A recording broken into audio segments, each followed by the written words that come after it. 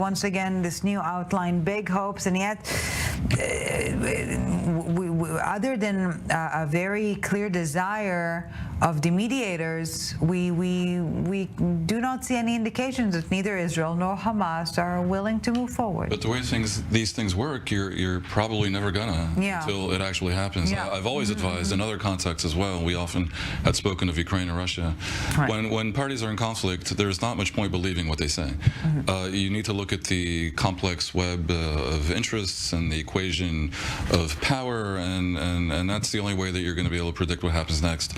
Netanyahu keeps saying what he won't do, and he is aligned with something that I believe public opinion also wants in Israel. And it's something I've been predicting from the beginning, that Israel will not end the war without Hamas being in one way or another removed from power in Gaza. Right. But I wish Netanyahu would more often say what he does want. If I were he, I'd be out there every day saying the war can end in 2 minutes. If Hamas disarms, if they hand back the hostages, I wouldn't necessarily say if they all agree to die. I'd give them a way out, because that's in Israel's interest. So to achieve Israel's ends, the release of the hostages and the removal of Hamas from power in Gaza, different from full eternal eradication, that A, may not be compatible, the two things, B, they don't have to be necessarily concurrent, and C, there's more ways to achieve this than just maximal use of power, which, for example, might destroy everything and kill everyone in Gaza, including the hostages. We don't want that. So I think what is being offered by the mediators is some version of something in between. It's worth looking at. The divisions on Hamas's side, how can they be capitalized, if at all? If Hamas agrees with what I just said, that there's no way they stay in power in Gaza, then they have two choices. One, fight to the finish and hope as many people die on all sides as possible. Or two, organize some term of surrender that they can spin as a victory or as a survival or something like that. For example, the idea of amnesty for the Hamas leadership, gut-wrenching though it may be to many, including to me, the idea that they get on the ship by the 5 or 10,000 of them and go off to Qatar or Turkey or whatever, might be appealing at some point. I suspect the government is actually banking on that, which of course was part of the Qatar proposal we heard about last week, but wasn't really adopted. Don't expect them to adopt everything in public, giving away their negotiating position, but I wouldn't be surprised if that were part of the ultimate edifice of an agreement. Dan, we're obviously focusing on the diplomatic efforts on the southern front now, but all this while on the northern front, Amos Hochstein keeps on giving it a go, let's put it that way. Yeah, and Israelis tend to think that the whole world is against them, that the demonstrations in London, on the streets of London and the campuses in the US reflect public opinion, and the picture is more complex. Most of the world leaders actually agree, Western world leaders, agree with Israel's fundamental goals, and that includes in Lebanon, no less than in the south. Everyone wants Hezbollah to be fully disarmed. The idea that they should withdraw from the border, which they had already agreed to themselves 16 years ago in the wake of UN Security Council Resolution 1701, has universal support. And I am quite confident, based on actual knowledge of Lebanon, that the Lebanese people would like it as well. Hezbollah is not completely an Iranian implant, but they're certainly not serving the Lebanese national interest, and there's no appetite in Lebanon for war with Israel, nor should there be. These two countries should be friends. So I think the pressure will increase, oddly, both on Hezbollah and indirectly, to whatever degree we can, on Iran, but also on the Lebanese government to find a way to assert its sovereignty. Because at the end of the day, this model that's been developed in the Middle East, some countries that basically have abdicated their own sovereignty, but then play the victim when the Iranian proxies that have taken over part of their territory cause destruction to rain down upon them. This doesn't work, and Lebanon will have to figure out a better way, I fear, eventually. Not just Lebanon, any country here in the region that has some degree of Iranian influence.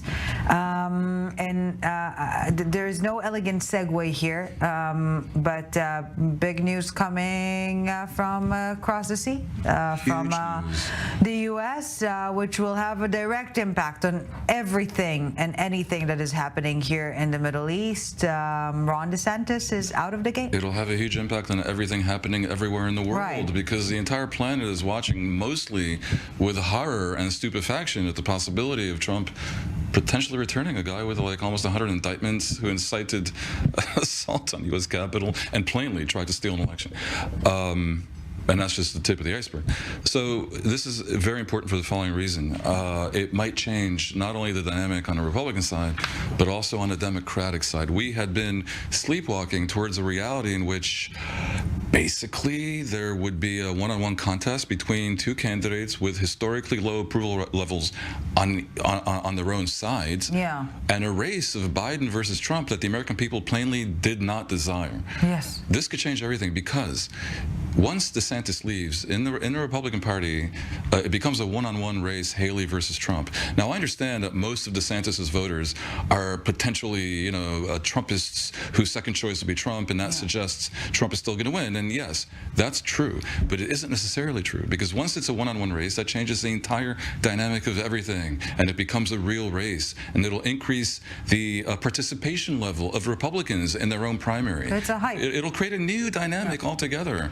And come on, I mean, a young woman from minority background who's plainly intelligent and clearly competent and obviously not a psychopath running against Trump. This is going to really be something, and turn the Republican Party into a new animal that maybe has a real claim to be in power in an important country. And if that actually seems to be happening in a month and a half on Super Tuesday, then the Democrats are going to start to panic, because if there's even a chance that the candidate against them is Haley, not Trump, more and more Democrats will start to say that they cannot possibly afford to run with Biden, who is considered to be too old and increasingly frail, even by his own supporters. It is only because of the horror at the alternative of Trump that Biden is currently viable. I doubt he would be equally as viable if the candidate is a plausible and interesting one like Haley. So look for both sides to be potentially appended if Haley performs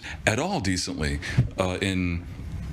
on Super Tuesday in March. And if America begins to have to present to the world a political landscape where you have two parties that are deserving of being in power potentially, and candidates that will turn 2024 way weirder it's than the expected. end of days. No, I'm not sure we can handle this bizarre occurrence It'll be very interesting indeed. relevant, legitimate leaders. Social media has sort of brought down the level of education on these serious issues into something that's pop culture. And the whole Free Palestine movement, despite the fact that they are anti-American, they're tearing down American flags, they've been violent against other protesters, they've been openly anti-Semitic in many places around the world, and despite that, they still have this aura of being cool or sexy somehow, and that's just simply not the reality. And I think we need to speak out strongly against it. Of course, I'm happy that TikTok removed this person, but there's about 400 other accounts I can suggest to them to remove as well. And you know what? Maybe we are here to blame as well. The boomery side of things, that we're getting all hyped over things that are perhaps not really reflecting reality in the way social media. Well, I mean, I think it's both. I think first off, as I said, it is something we need to pay attention to for the future. But is it the crisis that we think it might be when we first log on to social media? I would say no. Not really. 5 seconds, Dan. It's also democratization. Now everyone has a voice. The filter is gone. The gatekeeper is weakened, and maybe this is the sum total of human nature. Well, not the best possible solution. I mean, I hate to say it. Evils, democracy, isn't it? Emily Schrader, Dan Perry, thank you very much.